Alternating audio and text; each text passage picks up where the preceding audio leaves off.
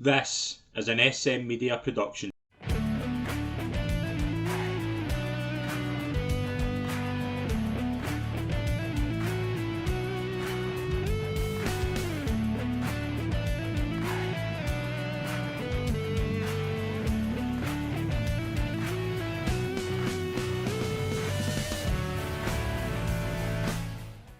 Hi folks, and welcome to the latest episode of the Celtic Report, SM Media's exclusive Celtic podcast. I'm Scott Pike. It's an absolute pleasure to be your host.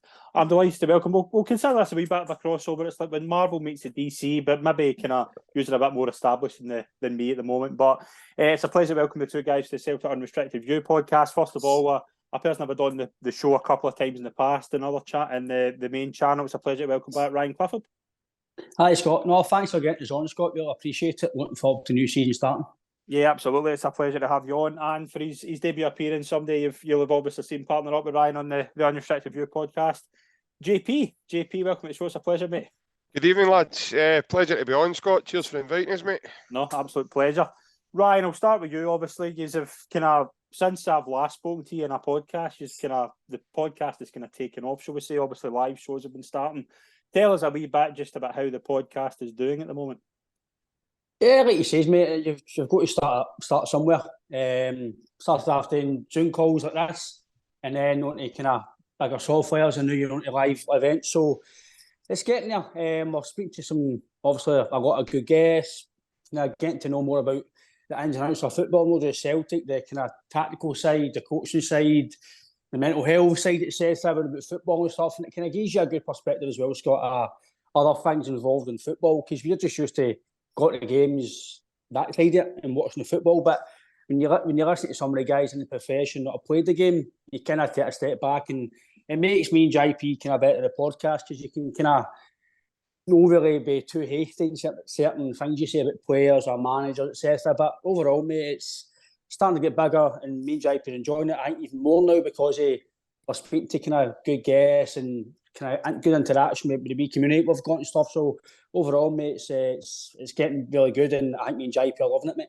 Yeah, absolutely. JP, I'll come to you as well. Obviously, like I'm just kind of watching. I watched the one with Ryan Rice a few days ago. It was brilliant. Can I get that insight? Obviously, Brian's kind of had a very storied career in the game in a lot of different ways, but as a player, a coach, and kind of manager. But like obviously, he's a Barry Bannon on quite a lot. I've seen Alan Thompson on it. I've seen a lot of kind of ex-Celtic players, and as Ryan says, a lot of kind of different players for different walks of life. What's been some of the kind of main kind of highlights for you kind of doing the podcast in recent years? Just enjoyment, Scott, totally.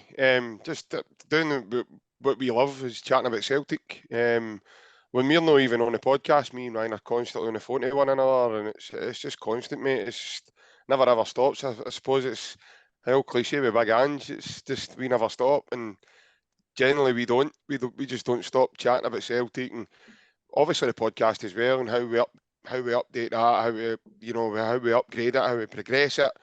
And obviously we've managed over the last couple of months, we've managed to get ourselves sponsorship and stuff now. So it's as you said yourself, mate, it's kind of taken off. Friday night there was our first of our start of things to come for us, I think, in terms of live events, etc. So yeah, it was a wee eye opener for us, and it was a successful night, should I say, because it felt like myself and Ryan had been doing that side of it for quite some time, mate. Ryan, like obviously in the past few years, it's been very hard to look at just how dominant Celtic have been, but how better is it when Celtic are winning? I know that's probably a stupid question in terms of what I'm saying, but Celtic are obviously coming off a treble. It's been so many trophies over the past few years, but there has been kind of wee blips in the meantime as well. There is a difference when you're recording it when Celtic are doing well as opposed to when there's a wee blip. Now you do feel a difference, but what I always think is as well, you'll maybe see a difference in viewership as well. Is that maybe fair to say?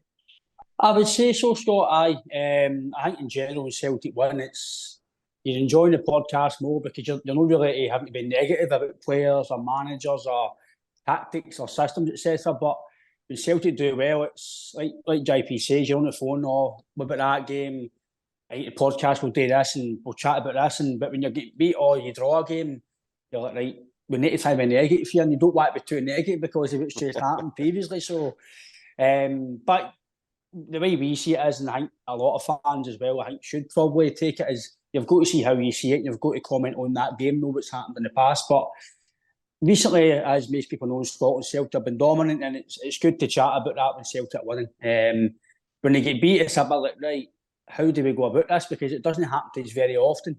But obviously, certain games, and I think I actually say Celtic could potentially go unbeaten, and we end up getting lambasted on our podcast. But that's what happens. But overall, Scott, I think it's better when Celtic are winning, especially for the podcast, because I think more people enjoy it better when you laugh and joke about winning and stuff. But maybe sometimes it might go up when you're low winning, because people want to listen to your negative feedback to see what you think, and then they'll debate with you. So I think that's what I feel about our podcast, is people talk to you and debate with them, and I think that's what football is all about, opinions. Yeah, absolutely. And JP, I'll come to you. Like, before we kind of get into the season upcoming and pre-season and the signings that have been brought in, we have to obviously have a mention for Ange Postecoglou. He was there 2 seasons. He completely revitalised the Celtic support, I would say. As a podcaster, I've spoken to a lot of Celtic fans, and they all say the same thing. Ange built a connection with the support. Kind of from the outside looking in, you obviously saw that. Just like after every game, every win, you would see the players and Ange go to the support, and you would see this kind of warmth towards them. Now that he's left, how do you look back in Ange's legacy at Celtic? Because I think obviously at the time when he left, it was kind of disappointment that he's left the club. You can understand why he's went to a Premier League job. We said that in the last podcast, but now that there's kind of been a bit of time for the kind of dust to settle, how do you think Ange will be looked back on over the next kind of 5-10 years? I think he's up there with the likes of like Neil Rodgers in terms of like the love the support had for him. Yeah, definitely. You've got to look back, Scott, to what he inherited as well when he came in the door. There was a big disconnection between the fans and the club. There was a massive gap between that. He came in and automatically started that bond and rebonding it together. And then obviously the first couple of results weren't to what we would expect as a fan base, but when you could very quickly see what he was trying to implement in terms of his style of play, and myself and Ryan, we spoke at length at it on our podcast. You know, it was gung ho. It was mayhem. It was, the football we were trying to play was like, it was like watching a 3D film. It was just coming at you from all different angles, but as I said, mate, it was relentless as well. But in terms of his success, mate, that is just the be all and end all. He was a very, very highly successful manager. Bearing in mind, Scott, he took on a Celtic team at the time. Rangers were quite strong. They were strong in the league, and they'd also won the season before with more than 25 points, I think it was. So, and not only that as well, the season that Ange came in his first season, Rangers went to the Europa League final. So it's not like he was up against, a weakened team or anything, lesser than what his Celtic team was. But Celtic had a massive rebuild as well, Scott. So he threw a team together pretty quickly. And again, that was something we were all kind of wary of. The amount of bodies it was getting flung right in the door and more or less flung straight into the starting 11. I mean, you had guys like Starfelt who were more or less just off a plane. Kyogo was the same. He was just off a flight for London. That had to obviously do his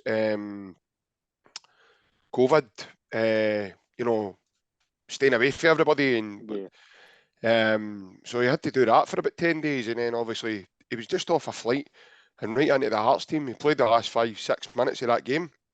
So guys were just getting flung in right at the deep end, and it was either sink or swim attitude. But overall, mate, I think Angel he'll be looked at as very successful, and I don't think any one of the Celtic fans know that I know will say anything negative about a big man. And I wish him all the best. I really do. Yeah, I'd agree with that.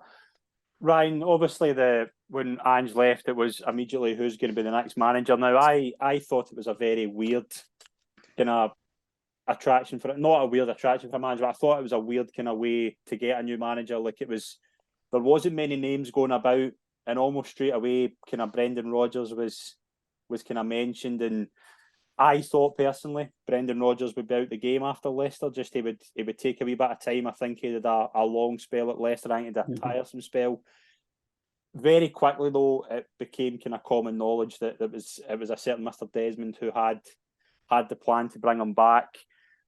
Based on how he kind of left the club, and now kind of like he was the best choice. He is the best choice. There was no doubt about that. But did it take a wee while for Brendan Rodgers to get kind of forgiven, like, in that regard? Because I know a lot of Celtic fans who had and I think it was more a case of he had built such a dominant side, to then see him kind of leave to go to Leicester, and he went on and done well at Leicester. It didn't end great, but he still did a really reasonably good job there.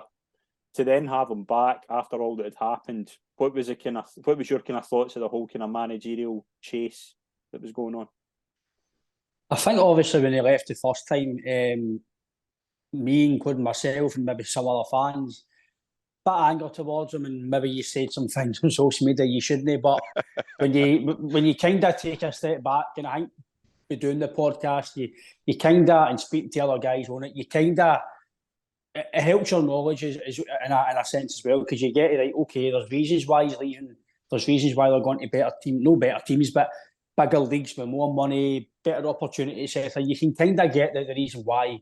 Now, when you look back, I think there was certain reasons why he left. One was obviously a better opportunity to progress his career, i.e. in the English Premier League. At the time, Leicester but they weren't bottom of the league, they weren't top, but it was a chance to maybe take Leicester back up to what their glory days, because they only won the Premier League once, but take them maybe back up to that type of position. And they kind of did. I think he took them about fifth twice, done I think eighth, and then his last season was a wee bit, took him to a European semi-final. I think he won the FA Cup Community Shield. So he's one of Leicester's most successful managers in recent time anyway. And for me, I think when you take a step back, you can realise what he's done at Leicester. And I was thinking, right, I think I put it on my social media that, right, I'm kind of forgetting what I said about him, because he's a top manager, and we need to, I'm not saying we need to be lucky that we got him, but we just need to be grateful for what he gave us, and what he gave us was phenomenal. And now he's come back to us. I think me and JP and other people I know, we were shouting from the rooftops to get him in as soon as we heard there's a chance to get him, because the fact that he's come back tells you that maybe what happened before, it's improved, or there's things in the infrastructure that's better for him to come and do his job better, or maybe stay longer and do what he wants to do, and in my opinion is progresses in Europe, because I don't think he can really improve us domestically. For what he done, if he does that again, it might be a bit greedy, a bit spoiled, but I wouldn't be surprised, because he's done it before. So it's not like we've won a league, we've won a treble. It's not a surprise, but I think it's the way. I think he's going to put maybe a different stamp on the team, because we don't want, as much as Andy's football was brilliant, you kind of want him to put his spin on it. And I've kind of seen that so far. But overall, Scott, when he was linked for the job, I said to JP, and I said to other Celtic fans, that I think the other names were just maybe a smokescreen, either by the media or by the feelers for the club, to maybe try and distract the Rodgers, because it was came out the blue. Yeah. Within a week, he was just about signing. And there was money going, and if you look at all the betting sites, there was loads of other things about guys at the top of the table, and then he wasn't really there, and then he was back up again. So all in all, Scott, I'm happy with him coming in. I think in my opinion, he's a top elite manager. Other fans might say, and Scott might say he's not, but in my opinion, what he's done in his career, I think he's an elite manager, and for me, he's the best candidate for the job. And I think, JP, one of the things I kind of look at as well is Ange Postecoglou. We know the kind of the branding level of football he wanted to play. And I'm not saying Brendan Rodgers is exactly the same, but it's not as much of a change maybe that Celtic fans have seen in the past, like going from a Brendan Rodgers style of football to say like a Neil Lennon, there was a difference. Mm-hmm. Now you've got the kind of Ange Postecoglou kind of high energy, and you're going to have those players again. And you might see a different type, like brand of football, but you're still going to see the same level. To be honest, you're not. I don't think the energy levels are going to drop. I think when it comes to continuity, I think it's probably as perfect an appointment as Celtic could have made. Yeah, well, like I said before, Scott, the both of them, in my opinion, in terms of football management, I think the two of them are elite football brains. I really do.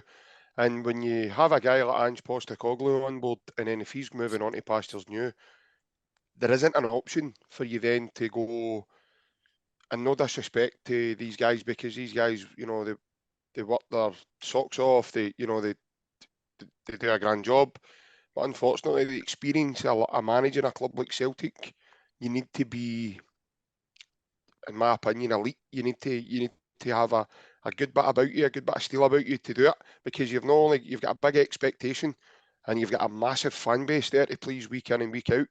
So an option wouldn't be to then go back the way in terms of maybe asking John Kennedy to take it or Gavin Strachan. You had to push on to get a manager of Brendan Rodgers' ilk type of manager. Now I know there's a lot of young aspiring managers, and we were linked with, we've seen names like Enzo Mariesca and Farrelly and the lad that was the Zebras number 2, who's now went on to be a number 1 himself. And then the Norwegian lad, Knutsen, the boy at Bodo Glimt manager. These kind of managers were linked with us, but again, there was nothing really believable about anything like that, Scott, because the Brendan Rodgers thing was always kind of there and the cloud never moved. It just stayed with us, and he was back at games and stuff, so you kind of know, obviously through talking to these guys like Barry Bannon and guys like John Baird, Brian Rice, even Paul Hartley, myself and Ryan understand now that these things don't just happen over 24 hours or 48 hours, mate. They take place over weeks and months. So there's always been something obviously brewing in the background. So yeah, it's, and going back to your original point, mate, for me it was an easy transition. The players have all, so far they look as if they've taken to him very, very well. A different style of manager in terms of Ange was a bit more standoffish, like his coaches do the work, whereas Brendan will come and sit and have lunch with you in the canteen, find out about how things are going in your life before even chatting about what he wants you to do in the football apart from. So I think in terms of style, both of them are quite different. But again, the philosophy is much the same, mate, and I think that'll bode well for us moving forward. Yeah, absolutely. We'll get into kind of what's been going on over the summer. We obviously, last show we talked about Jota, and we talked about the kind of signing of Marco Tilio and Odin Thiago home, and the South Korean boys were obviously kind of linked at the time. They've all been completed. The one signing I want to touch on, Ryan, is the signing of Legia Warsaw's Mike Nawrocki. Now, this is obviously quite a big outlay for a player, £4.5 million, near enough. 4-year deal. Again, I think it's a real shrewd bit of business as well. Young talent, about to be a kind of Polish international, breaking into that level. Ticks all the boxes in terms of kind of the player trading that Celtic have been so good at over the years. 22 years old, a lot to progress. I can see that's been a really good addition, but as well as that, kind of centre-back position, does he automatically go in as a starter? On your first point about the kind of shrewd type of transfer, I think it is. A lot of people are kind of putting it as a project signing. He's played a lot of first team games for a guy at 22. I think he's played with Polish youth systems, and he's just about going to break in very soon. I think the more he plays with Celtic, he'll get obviously recognised with Poland. We play in the Champions League. So he's thinking himself, if I go here, play a few games, a few years, I'll progress myself. And I don't think he'd have had a long list of offers, because by all accounts, from what I've seen, I know we can only go on YouTube clips and like the Y Scout and stats. He seems to be a very good young talent. He seems to be doing well. Lega finished second last year, so he's done defensively. He's played a part in getting them up from near the bottom of the league to the top of the league. So for me, I think he's coming here to challenge Starfelt and Vickers. People, including myself, I'll find it very hard for him to knock Carter Vickers out of the Celtic team and Starfelt because of the partnership they've got and the dynamic they've got. Obviously, if you look at stats, Starfelt's maybe the best defender. But if you look at, for me, I like to look at my eye, and Carter Vickers he's outstanding. I think he will come in and challenge here too. I think Stephen Welsh, Liam Scales and Kobayashi, I think they'll be fighting for 4th and 5th and just maybe sub appearances or games when we need to kind of rotate. I think they can indefinitely play. If I was to say who would take over, I'd imagine myself and a lot of fans would probably say Starfelt, and that's not because Starfelt's a bad player. I just think he's maybe out the two. If Vickers plays, Starfelt plays better. Yeah. But if Stephen Welsh plays next to Kobayashi, Starfelt's a wee bit right. I don't think that's because he's not good enough. It's just because he's not used to playing with, I don't want to say a lesser sort of player, but he's not used to that partnership. He's not used to that style of playing next to another defender. So continuity is in centre back. You need that. You need the same partnership to progress. And I do feel, Scott, that it's a good bit of business by the club. I think it's been their due diligence has been spot on with this. I know a lot of fans are frustrated. Why we're not doing this and doing this, but these things don't happen overnight. If you want the right player for the right quality and the right transfer fee, you need to look kind of into these things, because in the past, like Yeti and Barkas, and we've just paid a lot of money out and they've failed by all accounts. And by all accounts, I do feel, Scott, that this guy could come in and be a brilliant addition to the squad. JP, one of the things I found interesting, I spoke to Diego Cognini from kind of Polish football expert, and one of the things he was telling me was the kind of versatility that Naroki has. He's obviously a centre half, that's his kind of main position, but there is games where he's played as a number 6. He can play as a right back. He was really good with the ball at his feet, which I think Celtic, particularly at centre back, Brendan Rodgers has always been keen to do. Yep. Ange was keen to do it. So from that perspective, he seems to be that kind of signing that Brendan Rodgers likes, who can fill a number of positions. That to me says that this is a totally Brendan Rodgers idea, plus the fact that Brendan Rodgers came up against him when he was at Leicester. Yeah, I would agree with you, Scott. I think he's got Brendan Rodgers' identity all over him, in terms of when you go and do your due diligence on him and you see what he can do. He is comfortable with the ball with both feet as well. So if he's on his left side, he's not hesitant. He's probably just as good as his right side. He's very, very composed as well. He's quite aggressive, and he's got a ton of speed as well to cover the ground when he needs to go like the other way. When he's not going that way, he goes the other way. So I think personally, mate, the outlay that I actually think this could potentially be a bargain. I said this to Ryan. I think 4 million. I mean, we paid 4 million for Kyogo, and you look how good he's turned out. Do you know what I mean? So I think this could be an absolute bargain from Celtic. And again, when you said yourself, mate, I think you're spot on. Shrewd bit of business, because you probably know you're going to double, maybe even treble your money if you're going to move this guy on in a year or two.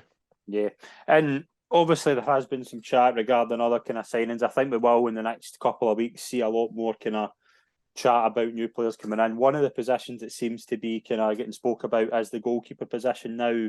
Ryan, Joe Hart has played a lot of games in the 2 seasons, and we've seen in the past Celtic go for a goalkeeper that hasn't worked out. We've seen obviously the Barkas story will kind of, any new goalkeeper there'll be that worry that could there be another Barkas, but it is a position that Brendan Rodgers clearly, in my opinion, wants to have a certain type of player. Now, I don't think Joe Hart's put a foot wrong at Celtic, but there is that thing of looking towards the future. Now, I don't think Joe Hart's the future in terms of being a Celtic number 1, but there's no harm in him just now. But do you think there will be a new goalkeeper coming in, and what do you do with kind of Seagrest and Bain, because there's going to be 4 there? For me, again, I don't know if it's gospel, but from we understand that Scott Bain's doing a lot of stuff behind the scenes, i.e. coaching me, see the and stuff. Don't know if that's gospel, but apparently that's what's happening behind the scenes. So he's still a player, but he's doing a lot behind the scenes that we don't see. But in my opinion, you're paid as a goalkeeper, and Scott Bain, in my opinion, as a goalkeeper for Celtic, is not good enough. I don't think he's been good enough. Again, I'm not being disrespectful. I'm a fan. I'm talking about these guys. I pay my money to see these guys, but I want my club to progress and do better. And in my opinion, having Scott Bain in the books as a player, it's not going to improve the squad-wise. It might improve the squad in terms of the character and help young guys and experience. But in terms of playing in goals, I'd find it hard for Scott Bain to play for Celtic again unless there was major injuries. Because when Ange played him last year against Tabs, it came out the blue. I don't know why he done it. I really don't know why, but it happened. Seagrass not really played too much football. I know he's been injured, but at United he was good. But I think even other clubs, even Rangers fans will say the same. When you sign players from teams in your league, they've maybe seen it with John Souttar. It's a different step up, and you need to be a bit better than you were at Hearts or Aberdeen or whatever. So I think Seagrass, I think he's maybe a number 3 personally. I think we need to do better. I've seen him in pre-season bits and bobs. Doesn't he fill me with full confidence? I think he's a number one for Celtic. Other fans might say yes, but for me, I think he's no one near it personally. Joe Hart, I've been a big admirer of Joe Hart for years. I think he was a world class goalkeeper of Man City when they were doing very well to start off with. He's played, I think, 75 caps for England roughly. He's played in World Cups, Euros. He's won trophies everywhere he's went. And for Joe Hart, it's just a natural, unfortunate thing that he's getting older, and it happens in football. It happens to us all. We all get older in life, and Joe Hart's getting older, and he's making maybe mistakes he wouldn't have made a few years ago. But he came to Celtic when we needed experience. Him and James McCarthy came in. I know McCarthy, if you look at his transfer, it's maybe failed, but they two were signed when Celtic needed a bit of stability and a bit of experience to help guys come in for a rebuild. And guys like McCarthy knew the club. I know he's still here, but I can't see him playing at all.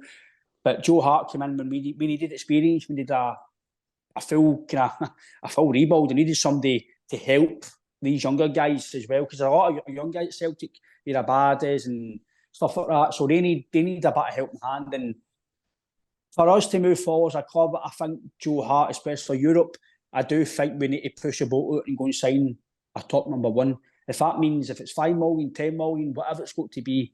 I know you can get wee gems here and there, but I know Barkas, big money signed, didn't work out. But me personally, I'm just going to say that was because of COVID, the way he came in. I don't think Barkas is a bad goalkeeper. But if you look at his stats at Celtic, he wasn't great. So my opinion's not really good on that. But overall, Scott, I think Joe Hart's he's a winner. He's got a winning mentality. He's a top professional. He's still a top goalkeeper. And in my opinion, he's still the best goalkeeper in Scotland. But I think for us to move forward as a club, I do feel we need to buy a top one this summer, because I think if we don't, we could be left out of tracks in Europe. The Scotland side, I think he's fine. I think he'll be fine for another season. But I think as a club, Scott, I think we need to go out and get a proven, experienced goalkeeper, which might cost money. But in my opinion, Celtic are in a financial position now that they've got a chance to do that. And I think for me, I don't know what JP thinks, but for me, if we don't go out and do that, I will be a tad disappointed. JP, where do you think kind of Celtic are at? We've heard the name Dominic Livakovic been mentioned. I don't know if that'll be a possibility, because there's chat of the Fenerbahce thing, but it's clearly a big kind of link there. So there's clearly something. But when you look at the goalkeeper position, yes, down the line it will obviously need to be addressed. But is it a priority where, like a replacement for Jota, which I would say is a massive priority for Celtic this summer? Is it in that kind of bracket, or can you kind of kick it into the long grass, maybe where the Jota position you really can? It depends what way. Well, look, the way me and Ryan see it, I think me and Ryan have got similar views on it, Scott. I think that we're looking for progression in terms of you're back into the Champions League again. Mm-hmm.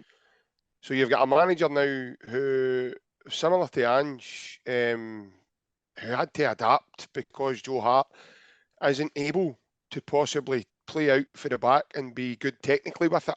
So he can maybe play, the odd 5-yard pass or the odd pass out to the fullback, but that's when he's got acres of space to do it. I think we've seen a couple of, just even the friendly there at the weekend against Wolves on Saturday, there was a couple of moments, mate, where he couldn't even make a 3-4 yard pass to Liam Scales and the ball went out for a corner. It was like the first 30 seconds into the game. And he's got that in him as well, that, he's got that wee 1 or 2 mistakes in him now that he cost us against Leipzig last season. They actually got a goal disallowed, and our Celtic fans were all cheering and jumping about in the stand, and all of a sudden, 30 seconds later, he rolls the ball to one of the Leipzig players and the boy scores anyway. You're just like, what's the point? I think there's this big hoodoo over the top of him as well, mate, in terms of a lot of Celtic fans are disappointed with the amount of penalties he's been unable to get near or save, or he keeps diving the wrong way. And I know a lot of goalkeepers, that's not what they're renowned for, to save penalties. But Arthur Boric, I don't think I remember seeing many penalties being put by him. Mm-hmm. He was very good at reading them. Yeah. He was very. You look at the one against Louis Saha in the Champions League, live play, done one against Pavlyuchenko, Spartak Moscow. Again, played at a very good level, Boric, top goalkeeper. And in my opinion, mate, I think to play in Europe, you need to have top goalkeeper. But the modern day football's changed, Scott, so you need to have a goalkeeper that can play with his feet. And people say, well, you know, he's a goalkeeper and he needs to be able to be good with his hands. Aye, but nowadays you need to be that sort of hybrid. You need to be good with your hands and good with your feet. And right now, mate, we don't have a goalkeeper that would fill us with confidence. If just say for talking to touch any wood, Joe Hart was to get injured tomorrow and out for a length of time that maybe David Turnbull missed in Angie's first season out with his hamstring, you know, over 10 weeks. We're snookered, mate. We are really, right now, without a goalkeeper, we are snookered because I don't think we could trust Scott Bain or, you know, Benji Seagrass coming in. I think Ryan would be digging out the bottle of bleach he's been talking about for weeks on our podcast, mate. If that scenario were to arise, but I don't think it's something you can kick into long grass, mate. No, I think it's something that needs to be addressed, preferably this window, mate. Yeah. We'll move into the friendlies. Obviously, it's been a bit of a weird kind of pre-season in terms of the 2 games in Japan, 1 game in Ireland, but we'll touch on them and just I can ask you both for your big kind of takeaways. Yokohama Marinos 6-4, obviously the Maeda with a hat-trick, sort of playing a kind of weird inside kind of false 9, which I thought he really excelled in, and that could certainly be a thing going forward. Gambo Saka 0, Celtic 1, Bernabeu with a late goal, and then obviously Saturday Celtic 1, Wolves 1 in Ireland. Kyogo with a goal and Kuna scored a late penalty to deny the victory. Ryan, it's been a kind of different look to the team, obviously, in the 3 games. We'll touch on your kind of takeaways. I noticed like one thing, the kind of 2 Korean boys come in. I thought the guy in the one in the centre midfield, just can't remember his name. He looks a real find already. Kwon. Just you can see Kwon. You can just see he's kind of big kind of tall, posing guy. I think the likes of kind of Turnbull could improve as well. Didn't see him yesterday, but he kind of looks as if he could improve again. There's a lot to kind of take away. What would you kind of be your main takeaways for the 3 friendlies so far? I think was it the first half of the first friendly? It was no very good watching. Defensively, it wasn't very good, mate. And I was thinking, right, this isn't good. But I'm a big believer that results to me don't really mean nothing pre-season. Even when I played football, it didn't really matter to me. It was all about getting yourself back into fitness and getting used to playing football and getting used to the manager wants to play and just basically getting sharp again. And kind of the test for me was yesterday, and that was the kind of test for me. And JP spoke about it in an event on Friday that we kind of thought Celtic would play close enough to the first 11. That wasn't the case, and I thought we'd done okay. I thought we're actually a better team, to be fair, and made most of the game. That was kind of a part of Wolves' strong 11, especially up front with Neto and I think it was Kuna. They guys play a lot of games, so I would say we've done okay. I thought Liam Scales was impressive. Don't think he'll play a lot personally. Once Vickers, Nerofsky, and Stafford are fit, I think he might be either going out on loan or he might just be a squad player. That's down to him and Rodgers. For me personally, if I was Liam Scales, I would personally go on loan again and play football because I don't, unless Rodgers has got a plan for him, Scott, but I just can't see how he can. I know Christopher Ayer went out on loan and came back, but Ayer already played some amount of football. We can see he had something. Liam Scales, for me, for Celtic, I think we need to do better. I think we need to push for better. Me and JP and myself personally, it's all about European football for me. I think the squad we've got in Scotland, even with injuries, if we're fully fit, I still think I'm more than confident. But Europe, you're kind of lagging. But my takes for pre-season, I think it was every game's been kind of, it's getting better. It's progress. The first game to the second to the third game, it's been better. And I thought Abada's been looking strong. He's looking fit. He's looking the real deal. That I think the real deal. He's just going to beat myself at first team. He's strong. He's quick. He's powerful. He is raw. But I think that it's just once you coached, you get that kind of edge off you. I think he'll be brilliant for Celtic going forward again. I think he's another one. He's committed to this cause. He said he wants to stay. Again, is that the Rodgers pool? Is it the Champions League? We don't know, but I think Rodgers has got a massive pool at Celtic now because of how good he is. But my take, Scott, would just be progression. And you can see the start that Rodgers is trying to do. As I'd say to JP, that I think with Rodgers, he's more possession-based, but it is aggressive, it is attacking, and it's not like Ange, just get it wide and get it forward. Rodgers likes to play for the back and build it up, and with the players we've got to the players he had before, they were good, but in my opinion, these players are better, they're fitter, they're quicker, and I just think they're more experienced as well in terms of this system and the way he wants to play. And Maeda as well, he is technically a striker, but I do see him as a winger. Yeah. I think he gives you more out wide because for me, Kyogo, if he plays out left, I think he's wasted personally. I think he's a natural number 9 and he's frightening. You've seen it against Wolves, his movement's phenomenal. We've been lucky at Celtic to have some amazing players up front, but we've always had players who've had good movement. Your Larsons, Edwards, Hoopers, they've always been amazing going forward, and Kyogo fits the bill. And my overall take, Scott, it's just been progression, and you can kind of see from middle to front, I think we're absolutely fine. I think defensively, you've seen the wee bits. I know it's a team that won the treble, but it's a new season. You kind of need to say, right, we need to go and improve, because I feel similar to Liverpool, I think it was last year, the year before, they won the league and they just went still. They didn't progress, and I think Celtic need to keep progressing every season. It doesn't matter what you do before, because as soon as pre-season starts, that season's finished. So for me, overall, it's just been progression and just getting a stamp on what Rodgers is trying to do. JP, I find Ryan's comment there interesting. That front to go, I think they're fine in terms of. I think it'll be very likely that you'll see the kind of midfield 3 and the front 3 that started on Saturday, starting against Ross County. You'll never see that back 4 play together again in that way, will you? Probably no, mate. No. Probably no. No, definitely no. It was a big shock to us, I think. If you look at the absentees, I mean, we're all talking now, and we're kind of saying, you know, the back 5 needs addressed. And we were saying that after we conceded 6 goals against Yokohama Marinos. Yeah. And Joe Hart makes that error straight away, and that kind of sets the tone there. And I'll tell you what, the one guy I have taken away, it's probably going to be outside the norm here. I'm not even going to hit away with any of the big hitters for Celtic at the moment. As Ryan mentioned him, he was out on loan to Aberdeen last season. I think the big boy Liam Scales has done very, very well.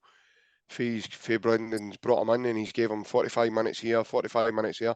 Saturday he played 90 minutes and he was outstanding yesterday for us. Now that's just my take. Everybody's probably going to have their own.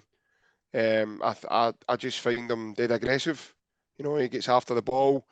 He doesn't do a lot of silly things with the ball. He doesn't get caught dribbling sillily, try to use a skill that he's not got in terms of beating people.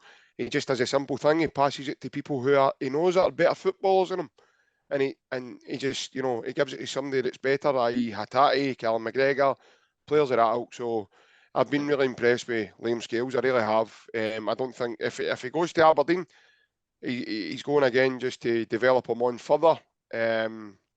I wish him all the best if that materialises. But if he stays, great, because any time I've seen him, Scott, playing for Celtic, even before he was loaned out initially, I don't think he's put a foot wrong. I really don't. I think he's big enough and he's athletic enough to potentially even challenge at left back. I think he's got the tools in his locker to put in a shift there. I do think we are a bit light in there as well. I think Greg Taylor's probably the only established one we've got. Bernaby still a bit erratic, probably still trying to find his way in terms of the new country, maybe language barrier, I don't know. But in terms of the way he defends, he's quite erratic. He's going to give a lot of fouls away because of the way he just barges into people. But overall, over the 3 games, similar to Ryan, we've seen growth in the team. Obviously, we've seen them. They're starting to become more tactically aware of what he's looking for as well. So again, when he's playing the 245 minutes, you see a team that's full of energy, full of high-tempo stuff in the first half.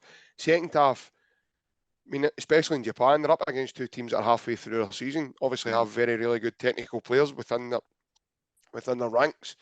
So they're set up in a way off the ball to make it hard to break through. And I found that, especially the Gamba-Osaka game, Gamba-Osaka didn't, there wasn't a lot of times where they actually played throughs. They played throughs maybe in their own half. When it got to our half, we were set, we were in our sort of shape, and you could see a clear identity there in terms of, is that going to be a look forward for, the way to play in Europe? Because in my opinion, mate, you need to play in 3 different ways to play in Europe. Yeah. You need to set up and know how to attack. You need to then know how to set up transition when you don't have the ball, and then obviously to get after people to set like triggers and force a press here to to then shut out a press from maybe the other side, or if it's players that are playing invertedly, you need to know how to pick that up. What one of these is going to do it. So it all comes for, that's a mixture of messages. It all comes for your coaching and management. And we already know that Brendan's, everything's at a fine detail in terms of the way he coaches. But my taking fate, mate, is just growth. And obviously there's certain individuals just starting to now find their feet and get fitness. And like Callum McGregor played 90 minutes yesterday. Like I says, Liam Scales, obviously Joe Hart as well. But no, mate, I think your comment's spot on in terms of mid to front. I think that's probably going to be close to possibly what we're going to see on Saturday when the league season kicks off, mate. And it kicks off against Ross County. Obviously, the flag will be raised. We will see Brendan Rodgers step. We will see Brendan Rodgers obviously in a Celtic dugout before that game on Tuesday night. The James Forrest testimonial against Athletic Bilbao. Ryan, it's going to be a nice kind of tribute to James Forrest. Obviously, I wrote today a legendary player at the club, a player who obviously, perfect example, a player who kind of followed his boyhood dream. He's went on, he's lifted 22 trophies. I think that's an unbelievable, and still counting. He could get more than that in the future. Just a marvellous player for Celtic, marvellous servant for the club. It's going to be really fitting in Tuesday night as well. Brendan Rodgers, I would say Brendan Rodgers got the best out of him in his time at Celtic. It's going to be nice. It's going to be a fitting kind of tribute to him in Tuesday night to see that. Yeah, like you say, Scott, he's come through the Celtic youth system. And my opinions on Forrest and any other player at Celtic, the fact that you've come through the Celtic youth system tells you a lot about them. Because in my opinion, to come through Celtic's youth system, when he came through Celtic, I think you had to be really good. I think you've got to be exceptional anyway. But when he came through at Celtic were kind of really good at the time, and there was a lot of kind of very good first team players. And I think Neil Lennon gave him his debut, and Neil Lennon's team was decent then as well. So he came through at a good time at Celtic. I think he was already in a winning team, but when he came in, he's progressed and progressed and progressed. But I do feel that Rodgers got the best of him. I don't want to be negative on him, but I think that's maybe been his best time at Celtic under Rodgers, when he's done the most assists and goals, and it was flying, to be fair. He's had a lot of injuries as well here and there, and maybe that's happened to him as well. Because I think obviously mentally it will take its toll, and I think it's maybe the best time for him to get a testimonial, obviously how long he's been here, and I just hope he gets a good send off, not a send off, but a good a good turnout. And I know obviously a lot of fans are disgruntled the pricing and etc. But overall, the focus has got to be on James Forrest, not the ticket prices or anything else around it. It's got to be on him as a player, the trophies he's won, the teams he's played in, the managers he's played against and for. And I think overall he is, no matter what I think anybody else thinking about him as a player, his stats and his trophy hauls better than a lot of people. Some guys don't even win a trophy. Some guys don't even play professional football. He's done it at one club for so long. To do that day in, day out, to have a drive to continue to play with Celtic and get your diet right, get everything spot on to continually to play at that level for so many years, it does say a lot about you. I don't think he's amazing in terms of ability-wise, but in terms of his stats and his accolades and what he's done for the club and how loyal he's been and everything about him, you can't really knock it, in my opinion, about him as a player. It doesn't matter in a sense because of what he's done, because his accolades is amazing. It shows you.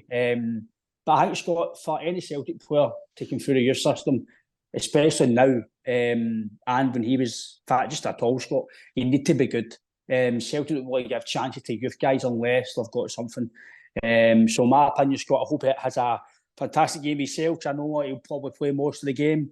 Hope it's a fantastic game for him, and I hope it's competitive as well. Hope it's not played at a testimonial feel. Hope it's a good treat for the fans and the players. It's Celtic need to use it as well as some sort of minutes as well as a club. So, but overall, Scott, he's been amazing in terms of the accolades, what he's done for the club, probably off the park as well, because we don't see that. We don't see what he does off the park. We only see him on the park. So, to be at a club at Celtic for so long, mate, I think you've got to have something about you personally as a player and off the park as well, mate. So I hope it does get a good crowd and a fantastic game for, let's be fair, a fantastic overall Celtic player.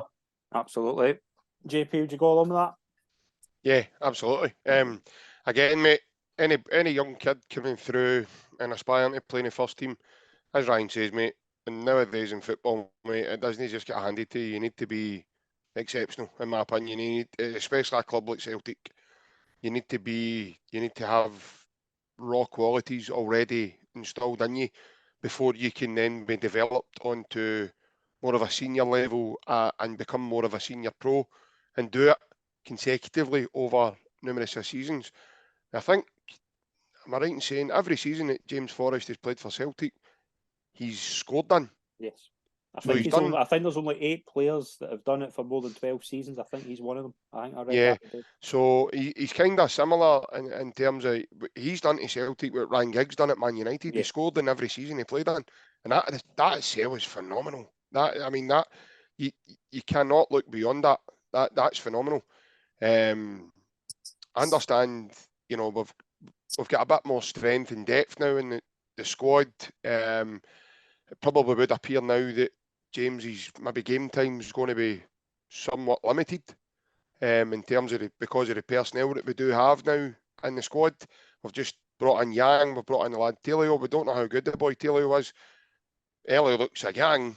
It looks as if he's going to be fine. I don't see any problems. I can just see again progression from the lad himself. So in terms of James Forrest, mate, Tuesday, I think it was quite interesting, Scott, when Brendan Rodgers at the end of yesterday did mention that he's going to give it 245 minutes, so it'll be like 2 different teams at play. So it's not, I mean, testimonials, you're probably thinking, is it going to be James? Is it going to be all his pals? Is it going to be guys that he's played with through the years? That's potentially what I thought it was going to be. But obviously now with Brendan, with the season starting on Saturday, it sounds like it's going to be competitive, definitely, because you look at Atletico Balboa, you know, they've got the Williams brothers and they've got some pretty good, you know, very talented individuals in their squad. So I do think it will certainly be competitive. I think I'm one of the disgruntled fans in terms of, you know, everybody's just paid for season books and they are charging every fan £22 if you want to keep your own seat. Again, that's a separate matter, but I think that's a bit cheeky, if I'm honest, from the club to do that. I think this season's probably one of the first seasons I remember that there's been no pre-season friendlies been given on the season book. So I think it's a tad harsh, to say the least, for the supporters. But in terms of James Forrest, mate, it's been a remarkable time for him, a very successful time for him in terms of lifting trophies. But in terms of the future, what that may hold for James, who knows? Because, like I says, mate, because of the bodies that we've got in now and the progression of the side, my opinion is I think James will find himself with. He's at probably a stage of his career now that he'll find himself limited in terms of game time at Celtic. But you're right, mate. I think Brendan Rodgers got the best of him, you know, and turned him into that sort of special winger that we had at the time, mate.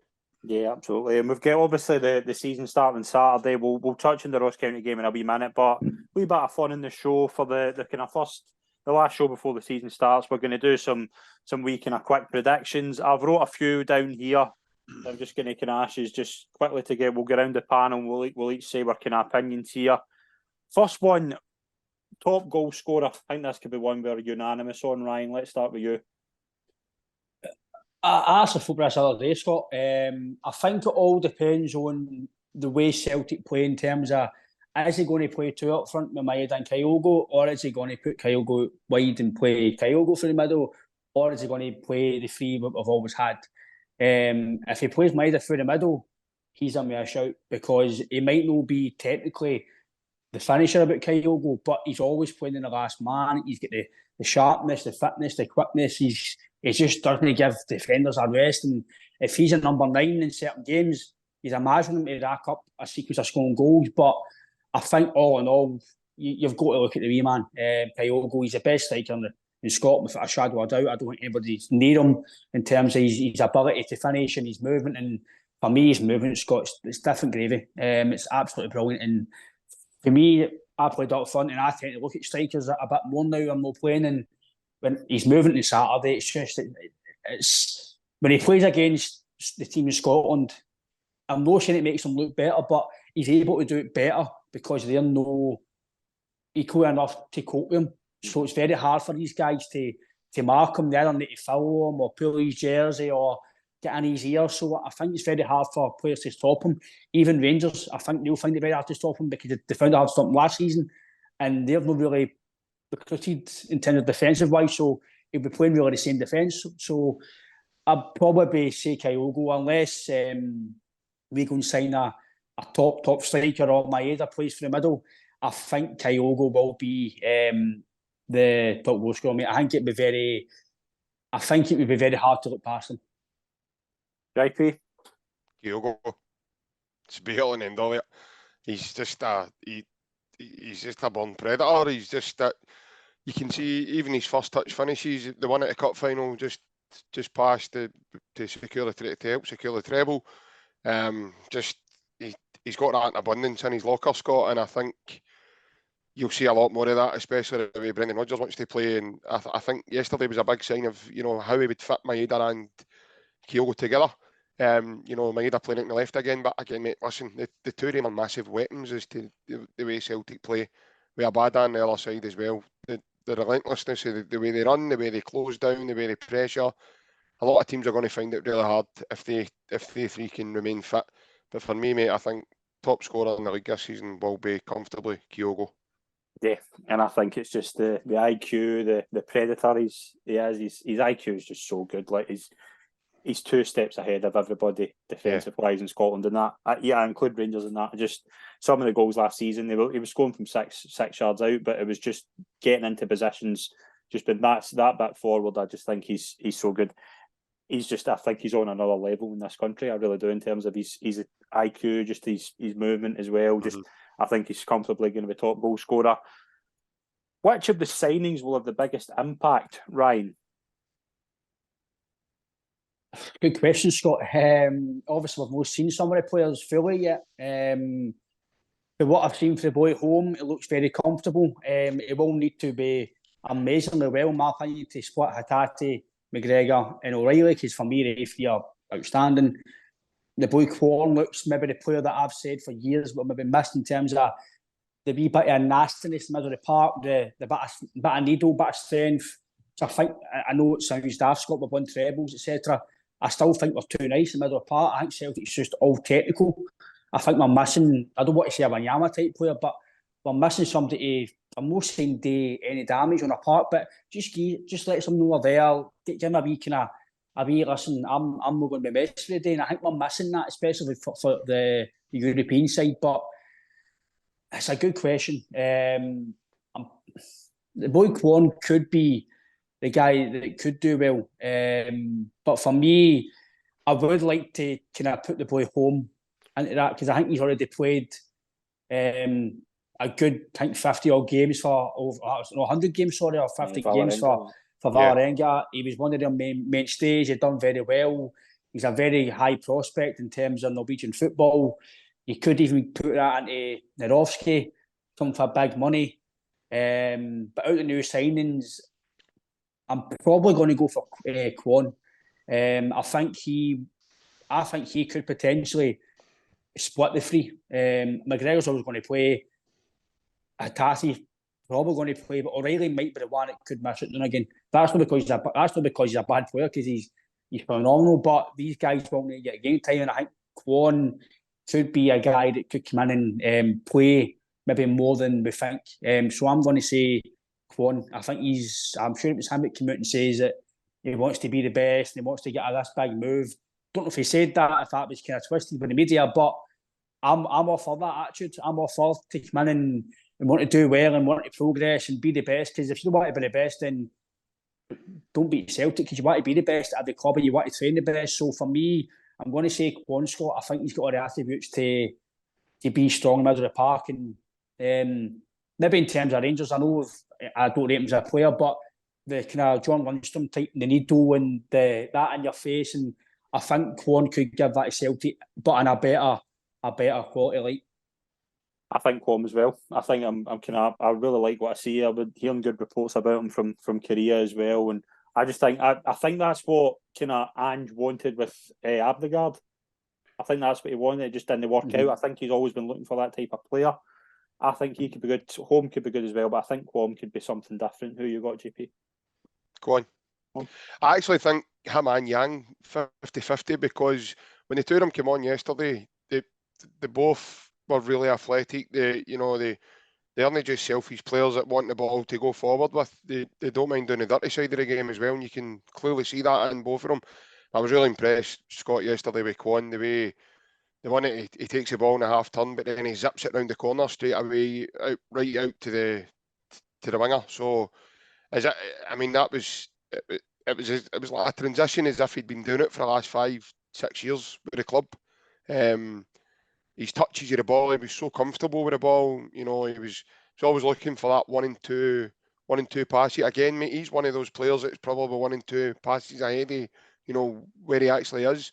He was labelled the Korean Rodri before we signed him. So I was impressed yesterday with the small cameo we got to see him, as I was Yang. But I get where Ryan's coming from in terms of the boy home as well, because especially in Japan, and his display yesterday, he looks very, very tidy in the ball as well. So we just need to wait and see. But again, we were saying these guys and all, but we've not seen Narowski yet, so we don't even know how good this lad's going to be, or the boy Tillio. So again, but yeah, so far, my taking from what we've seen is definitely the lad Kwon. I would say he's probably the one that stands out the most straight away. Yeah, I like him as well. Looks really tidy so far. We'll move into youth. Which youth player can progress into the first team? Ryan. It's a hard one, Scott, because I don't know if a lot of youth will get a chance. I've always said to JP and on the podcast in general, just to anybody that speaks to Celtic fans, there's when do you put youth players in? Because I know a lot of big clubs do it, but the Barcelona, Real Madrid, etc., their youth players are already acclimatised to that level in a way, and they're built differently abroad. Here, it takes some time to nurture and get stronger and grow up. And like guys like Vater and Summers, they're in the fringes of the first team. They're training it. Boys and Lowell. Personally, I don't think the boy Lowell was good enough. I've seen enough of him now to maybe negatively disregard him for playing every week with Celtic. I don't think he's good enough personally defensively. Boy Summers looks tidy. He's the sort of player, it sounds daft, Scott, but you just look at somebody, he's a player. Just the way he takes the ball, the way he technically hits the ball. And again, he'll find it hard to play because of how good we are in the middle of the park. Like you said with David Turnbull, I rate Turnbull very highly. I think he's very, very good. But he's just unfortunate the guys that play every week, Tarty's, McGregor's, O'Reilly's, and even Aaron Moy, when he was here last season, are just better than him. And that's not his fault. He's just unfortunate that he's came to Celtic in a generation where the midfield's superb. But I would maybe say the boy Summers could potentially do well. Vater, again, the boy McPherson, I think he's only 17 and he's done okay in pre-season. So we have got these up-and-coming youths, but whether or not they're exceptional enough to come in and play week in, week out, it's up to Rodgers to decide. But I'd maybe go with the boy Summers if he gets a chance, because he's shown in the B team many times. I've seen him. I think the game against Rangers last season in one of the cup games near the end of the season, he was brilliant. He was very, very good, technically very good, comfortable in the ball. But the fact that we're signing youth players, Scott, what does that say about the youth guys we've got? I don't know. If that means they're back in the pecking order, I don't know. But I would probably go, if I was to say again, it could potentially, when I get more game time and maybe be a quality kind of light upon him, I'd maybe go with the boy Summers if he gets a chance and stays injury free. Yeah, we're agreed on that. I think Ben Summers could be good. I really like Joey Dawson as well. I just think with the how deep the front line is he going to get a chance? And he's very physical, and you can see that. Yeah, and he's ripped it off in the B team. But as I always say, the step up from the B team to the first team, it's particularly going for the fifth tier to the first team, is a massive step up, and it's one that I think might take a year or two. If he gets a chance, Joey Dawson could be really good. JP, who you got? So far, mate, the one that stood out for me a mile was the boy Ben Summers. I think he's I don't know what he's doing in terms of, I don't know if he's shadowing Rio Hatate in training, but a lot of his movement is very, very similar to the way Hatate, tries to play the first time pass, and the boy just looks special. I watched a couple of B team games last season, Scott, and he just stood out like a sore thumb. He looked like a level or two above that. So For me, the boy Summers is a clear standout. So far, I'd like to look at the boy McPherson as well. He looks quite aggressive for a fullback, and I quite like that in a fullback. I like a fullback. He's not, he's not afraid to get his legs dirty in terms of going to ground and making sure you've been in a game with him. He took a badging over in Japan, mate. I don't know if you've seen it yourself, but he took a nasty bang to the eye. There was rumours going about that it was a fractured eye socket, but he got game time again yesterday, and there was no dressings or anything on his eye, which was a big surprise.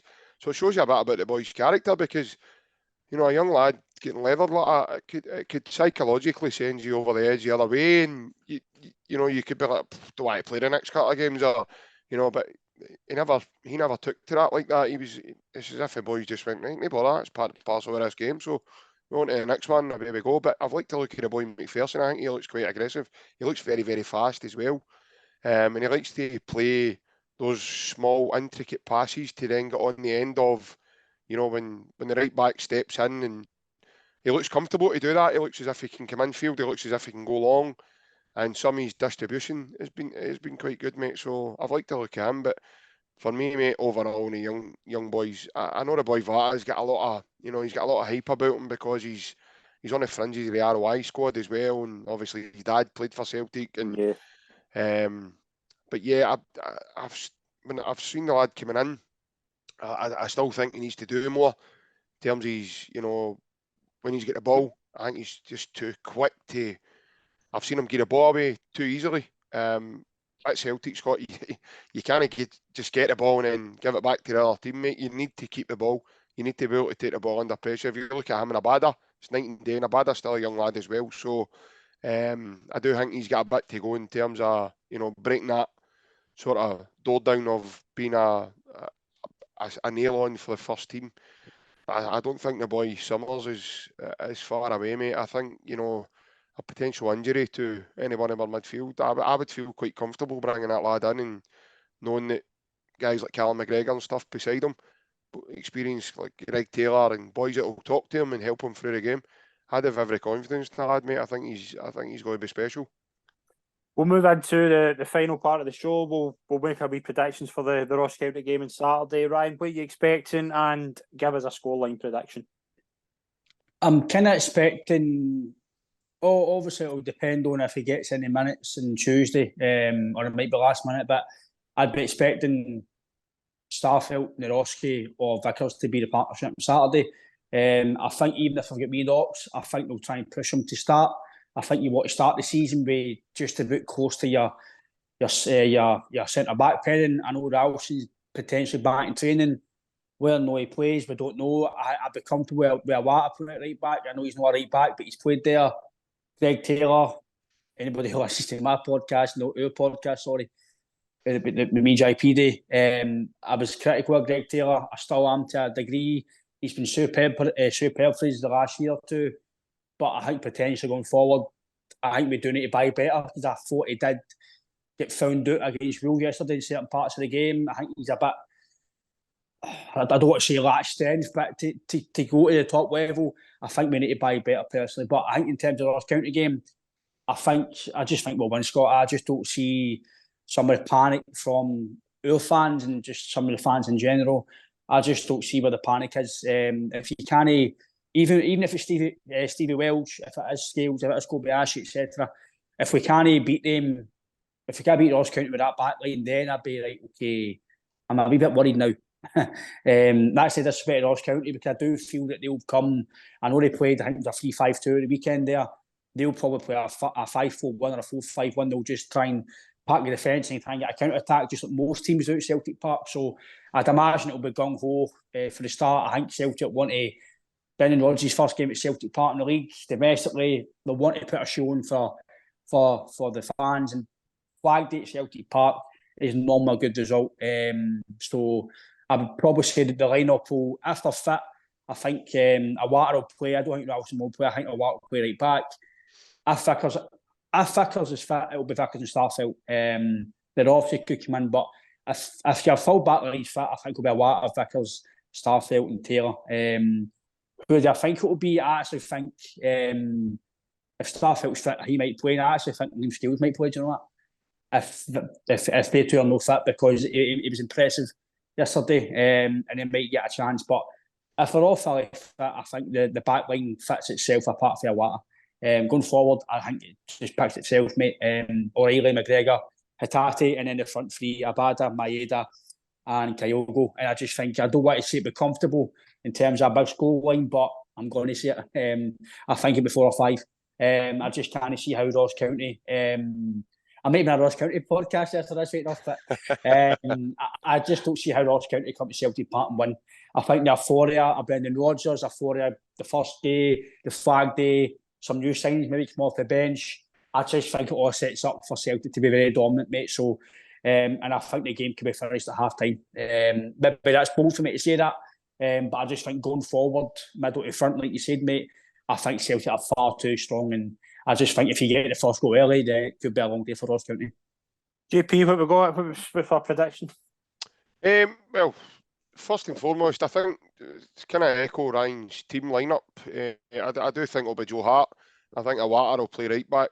I hope the lads are fit. I'll probably be. I would imagine it would be Starfelt and Narowski if they're fit. Because Carter Vickers hasn't played any part of pre-season. Albeit he's back. Is he training? Yeah. Yeah, he's full training again, mate. He's been training now for about a week now with the kind of periphery of the squad and stuff. So, and then he joined before they went to Ireland. He was with them as well. So there was photographic evidence of him doing that. So we have to believe that he's kind of there or thereabouts in terms of training. But I don't think he'll play on Saturday. I think it might just be a bit too soon for him. Obviously, Ralston, again, he's back in training, but we don't know where he is in terms of his prep because he's missed a good chunk in the pre-season. Alistair Johnson's out, we know that. So it'll be a lot at right back. The two boys, as I predicted there, Narowski, Starfelt will probably be your centre defensive part. Do you know what? I'm going to agree with Ryan here in terms of scales. I think he could be a shout for the left centre back position, and it'll be Greg Taylor left back. I do think the midfield speaks for itself. I think it'll be Callum McGregor, Hatate, O'Reilly, unless Brendan throws a curveball and we see big Kwon. If he does well on Tuesday night, we could potentially see Kwon coming in there and playing a double pivot. Who knows? We don't know. Again, there's that option. That's a good thing about Celtic, Scott. They've got really good options now. Yeah. And the front three does, in my opinion, speak for itself. I'll be really surprised if he plays Haksabanovic at left side. So I think it'll be Maeda, Kyogo and Abada. Ross County are a bit different, mate. Through the pre-season, they've had a few good results, obviously in the League Cup, etc. But they take a bad one on Saturday. Celtic Hearts beat them 4-3 in penalties. Their goalkeeper's Laidlaw. They tend to be sticking with the boy Baldwin. I think it's Nightingale and Harmon as their back three. They kind of play a 5, but the 5 is like a diamond. So you've got Danda that sits behind the two strikers. The two strikers that have been playing, the boy Jordan White and the boy Murray. Their midfield's probably Randall at right side. You've got Brown, Laturi and Sims as well. So that's a kind of midfield that they've kind of stuck with and tried to kind of cement going into the season. I don't think they'll play like that on Saturday, Scott. I don't think they can, because if they open up and try to play that 3-5-2 and be, that expansive with a diamond-shaped midfield, they'll just get absolutely annihilated by the quality that Celtic have and swallowed. So I think Ryan's spot on. I think they'll play with a 5. And you'll probably see, I would imagine, the boy Murray coming out and probably White playing as a big kind of battering ram to try and get knockdowns and playing second balls, etc. So I think that's the way they'll probably set up. But I agree with Ryan, mate. I think Flag Day is always a feel-good day. Fans are back, they're coming back in. Probably it's realistically going to be a full house. And I think I would predict anything from 3 probably onwards, is what you're looking for in terms of score. I don't want to narrow it down to a certain number because non-Celtic, they'll probably score 3 before half-time the way they did under Ange, and the game will be done. And then it might be a damp squib in the second half. But it could be 3, 4, 5, whatever it may be. And I agree with Ryan full-heartedly. I think Celtic will be bang at it on Saturday, mate. Yeah, it's going to be very interesting. It's obviously going to start a new season, start of a new era at the club. And I want to thank our two guests for being on. You can see them on the Unrestricted Celtic View podcast. First of all, Ryan Clifford, pleasure again, mate. Thank you. Oh, thanks a lot, Scott. Really enjoyed it. Good to get the football back. Good to get back on here again, mate. And thanks for inviting me, mate. Thanks a lot. Absolute pleasure. And to JP, thank you very much for coming on. It's been a pleasure. Not a problem, mate. Cheers for inviting me. Brilliant. I'm happy to have you. Happy to be here. Thank you very much. And thank you very much for tuned in. Please follow us on social media. We've got daily content coming out and a new weekly podcast. So tune in for that. Thank you very much. We'll see you soon. Cheers.